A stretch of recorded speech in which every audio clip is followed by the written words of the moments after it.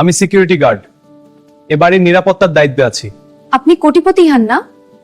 আপনাকে আমি চিনি না, এখান থেকে মীরা, আমি রাহুল, তুই চিনতে পারছিস না? কে রাহুল? ভন্ড কোথাকার, বের হয়ে যায় এখান থেকে। কিন্তু শোনো, ইহান, তুই ঠিক করে দাঁড়িয়ে। আমি চেষ্টা করছি। চেষ্টা? তোর এই অক্ষমতা নিয়ে কোনো যোগ্যতা আছে? এটা অন্যায়।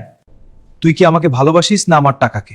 কি বলছিস তুই? কারণ তুই শুধু আমার ব্যাংক ব্যালেন্স না, কি ভালো। সত্যি না।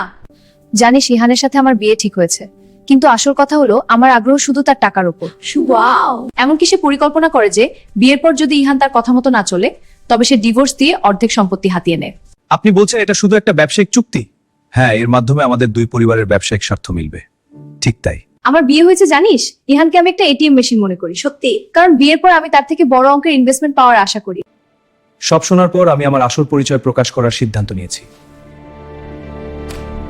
মীরার বাবার কোম্পানির সব ইনভেস্টমেন্ট এবং প্রজেক্ট বাতিল করা হলো। হ্যাঁ, সবকিছুই বাতিল। এটা আমার কোনো আলোচনা চলবে না। মীরার সেই গার্ডটি আসলে ইহান ছিল। কি ইহান? কিন্তু কি হ্যাঁ, সবটা অসম্ভব। তাহলে সে সবসময় আমাদের আশেপাশে ছিল।